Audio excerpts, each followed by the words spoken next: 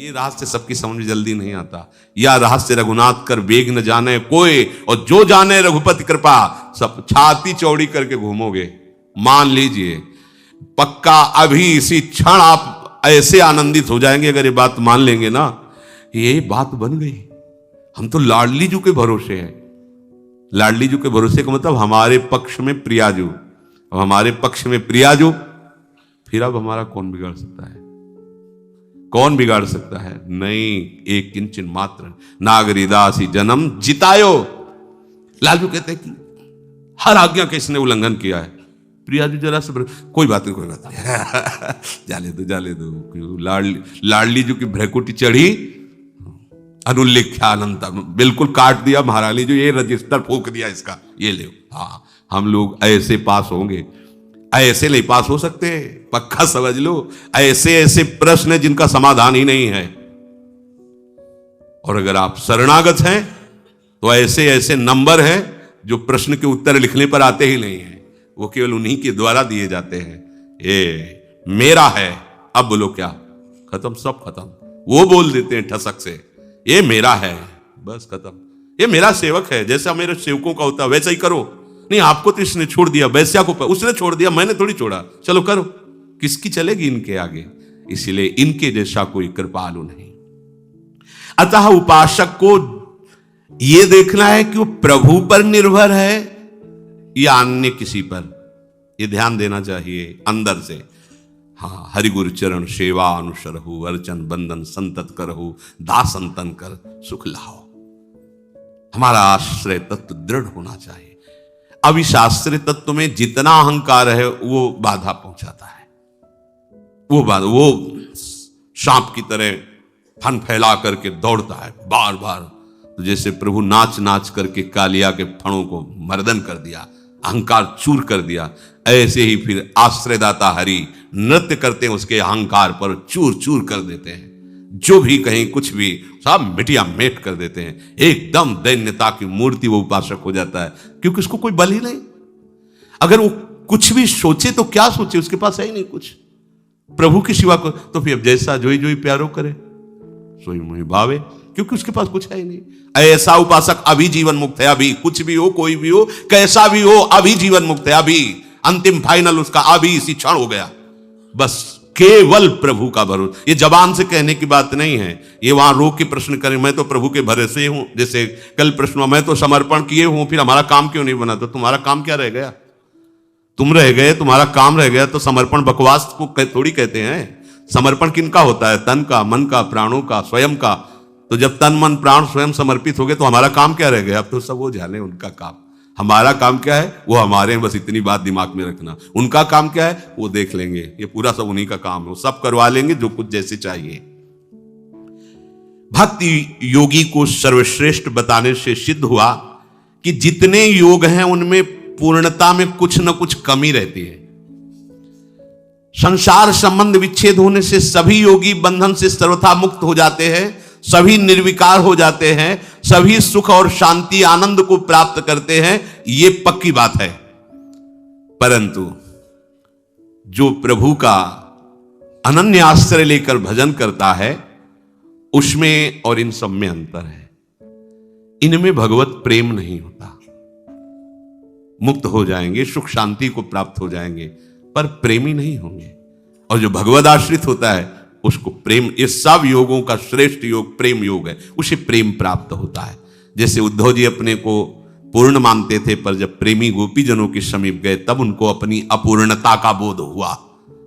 ऐसे ही जितने भी योग हैं यहां जो वर्णन किया जा रहा है कि वो निर्विकार हैं, वो मुक्त हो जाएंगे, सुख मिलेगी, शांति मिलेगी, आनंद का अखंड अनुभव होगा, सब ठीक है, पर वो प्रेमी नहीं कहे जाएंगे।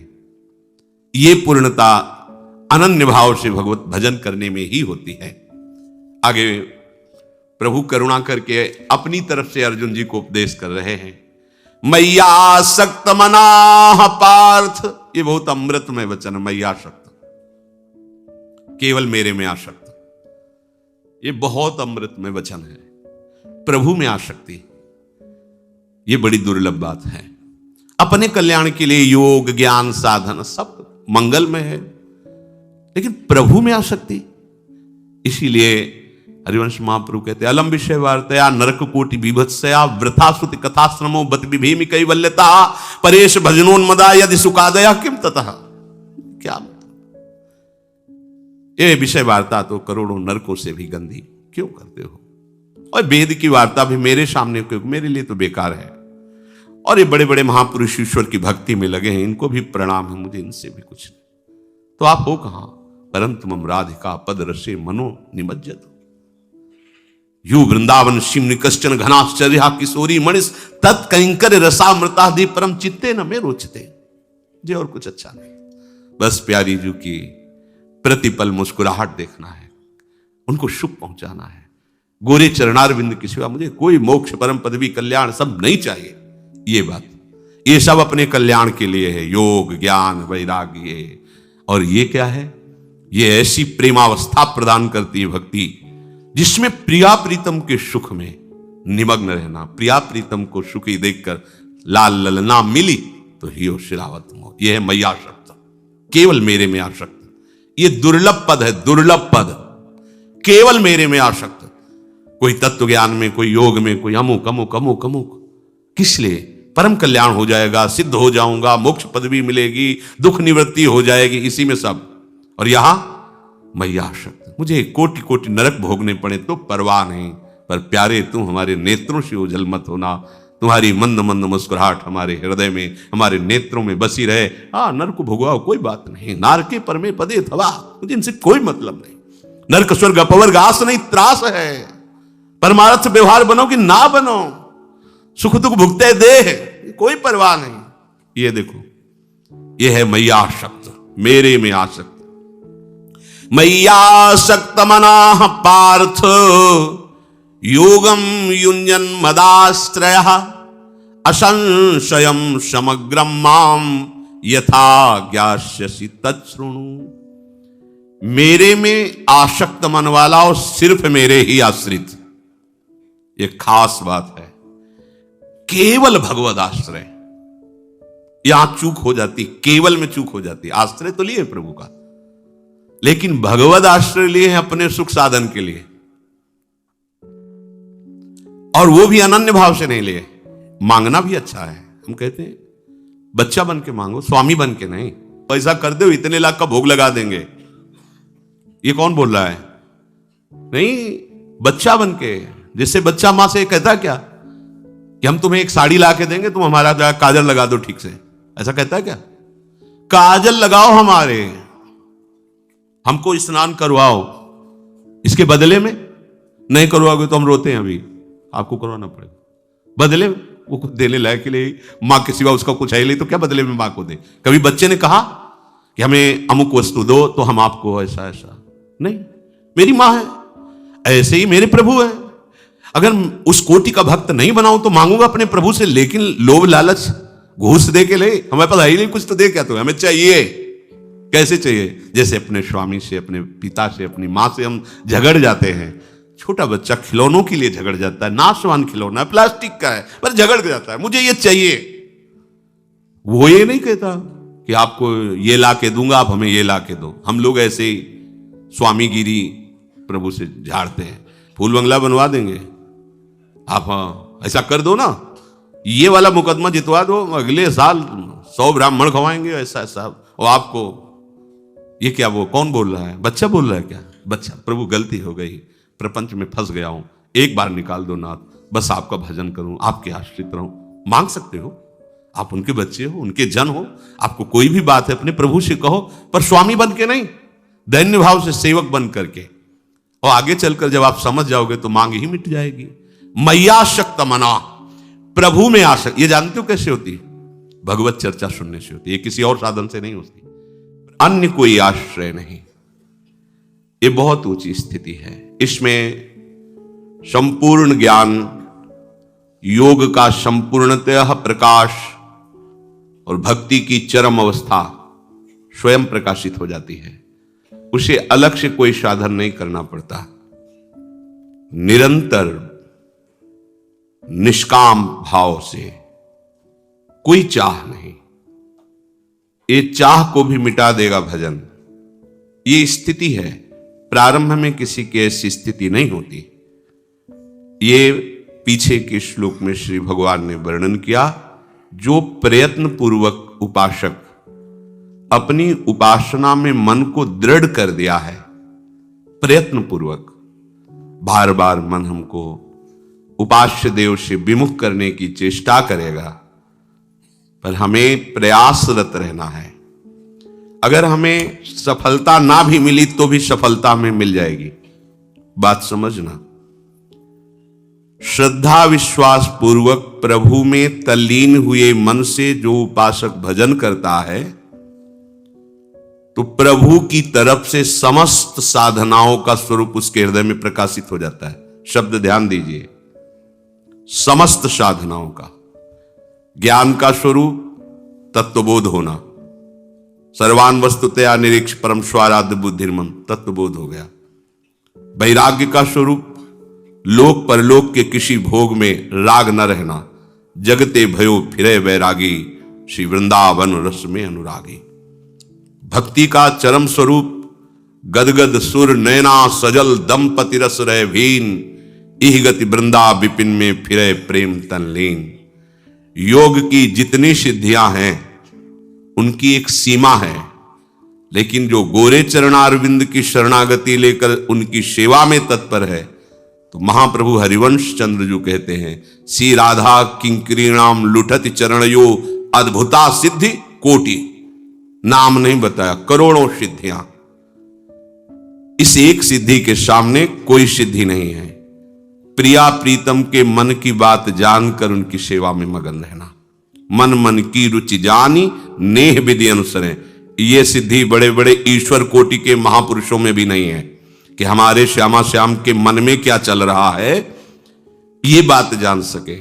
बड़े से बड़ा योगी प्राकृतिक पांच भौतिक शरीरधारी के मन की बात जान सकता है, लेकिन हमारे प्रिया प्रीतम के मन की बात ये केवल सहचरियों को ही सिद्धि प्राप्त है, किसी और को नहीं। इस सिद्धि की समानता करोड़ों सिद्धियां नहीं कर सकती। सब सिद्धियां हाथ जोड़े खड़ी रहती हैं प्रियादासियों के सामने। एकमात्र जिसने भजन अपना जीवन बना लिया है, तो हमारे प्रभु श्री कृष्ण को महायोगेश्वर कहा गया है, योगींद्रों मुनींद्रों के गुरु कहा गया है। योगींद्र मुनींद्र जैसे भगवान शंकर से बढ़कर कोई योगी राज नहीं है, श्री सुखदेव जी से बढ़कर कोई मुनि नहीं है। योगींद्र मुनींद्रों के भी परम गुरु भगवान श्री कृष्ण हैं, इसलिए इनको महायोगी राज कहा गया है। महायोग योगेश्वर भगवान श्री कृष्ण जिनके उपास्य देव हैं, उसके अंदर कौन सा योग बकाया रह जाएगा, कौन सा ज्ञान बकाया रह जाएगा, कौन सी स्थिति बकाया रह जाएगी। क्योंकि जिसने इनकी शरण ली वो ऐसा पूर्णतम होता है कि उसमें कहीं से भी किसी भी तरह की कमी नहीं रहती। कि भक्त तो हैं पर इनको ज्ञान नहीं है, भक्त तो हैं पर इनका वैराग्य, वैराग्य का तात्पर्य कपड़ा उतार के घूमना नहीं है, वैराग्य का तात्पर्य शरीर का ही राग नष्ट हो जाना। अब ये कैसे जानोगे भाई, कपड़ा उतार कर फटे पुराने कपड़े पहने तो दिखाई दे रहा है, लेकिन उसने स्थूल सूक्ष्म कारण तीनों शरीरों का राग ही त्याग दिया, ये कैसे जानोगे? ये तो स्थिति प्रज्ञ ही जान सकता है, दूसरा थोड़ी जान सकता है। ये वैराग्य प्रभु प्रदान करते हैं। कुटुंब देह ते जाए छूट सब ही विधि नातो, सब ही विधि नातो। ये प्रभु का आश्रय और स्मरण। प्रभु कह रहे हैं मेरा भक्त युक्ततम होता है, सबसे श्रेष्ठ होता है। जो ऐसा भक्त होता है उसे योग भ्रष्ट होना ही नहीं पड़ता है। पीछे जो चर्चा हुई कि अंतिम समय भगवत स्मृति नहीं हुई, किसी वासना का आदर हुआ या कुछ हुआ, वो अभी भक्ति की भावना में नहीं उतर पाया, तब ऐसा हुआ है। अगर वो पूर्ण भगवद आश्रय लेकर के भजन की ऐसी शैली जिसमें अन्य कहीं कोई मिलावट नहीं है, तो बड़े महिमा की बात कह रहे हैं कि किसी भी कारण से उसका मन अंतिम समय प्रभु से हट गया, अत्यंत पीड़ा या किसी भी कारण से उसे योग भ्रष्ट नहीं होने देंगे।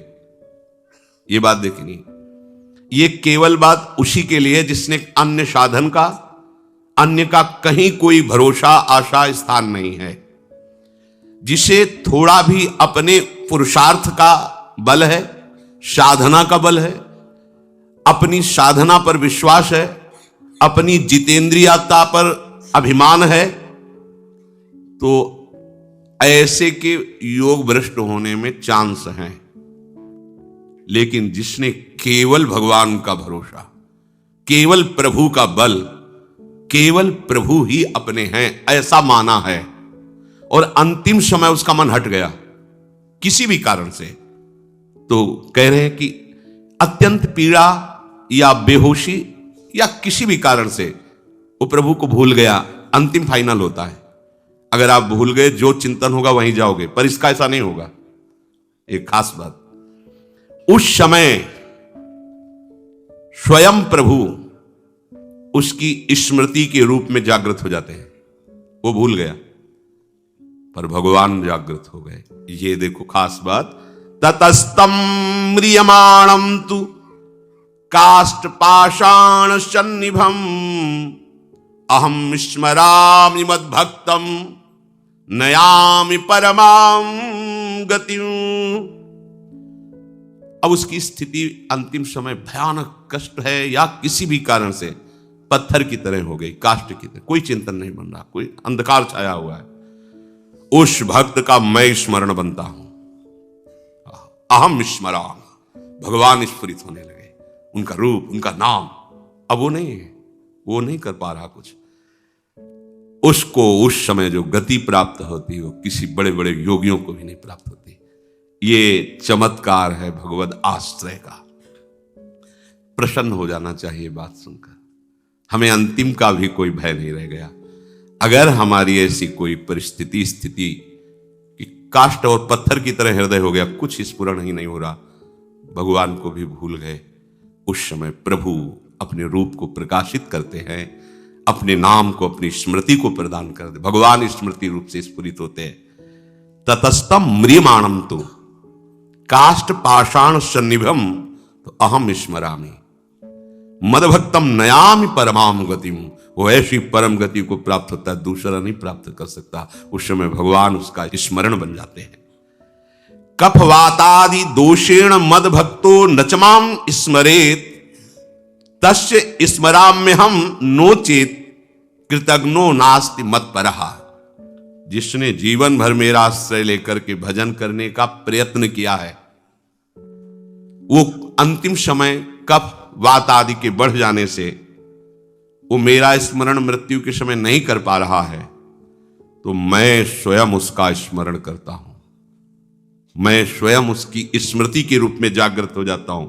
यदि मैं ऐसा ना करूं तो मेरे से बढ़कर कृतज्ञ कोई नहीं हो सकता, क्योंकि उसने मेरा आश्रय लिया है। बात बन गई। भगवान सत्यनारायण कहे गए हैं, सत्संग में कई बार कहा है कि परिहास में भी कभी झूठ नहीं बोलते। प्रभु के श्रीमुख से जो भी निकलता सत्य, जो भी आचरण परम सत्य, तुम अपनी कल्पना से आरोप कर सकते हो, मायाकृत बुद्धि से, पर जब उस रहस्य को जानोगे तो आपको भी अनुभव में आएगा कितने कृपालु प्रभु हैं। ये बात बहुत आनंद प्रदान करने वाली है कि हम हो सकता है किसी भी परिस्थिति में उनको भूल जाए, हो सकता है, दुरंत माया है। प्रभु कह रहे हैं कि मैं बड़ा कृतज्ञ होऊंगा, दोषी माना जाऊंगा कि मेरा होते हुए उसकी दुर्गति हो। पीछे जो चर्चाएं हुई, भजन है भगवान का, पर भरोसा अपने साधन का है।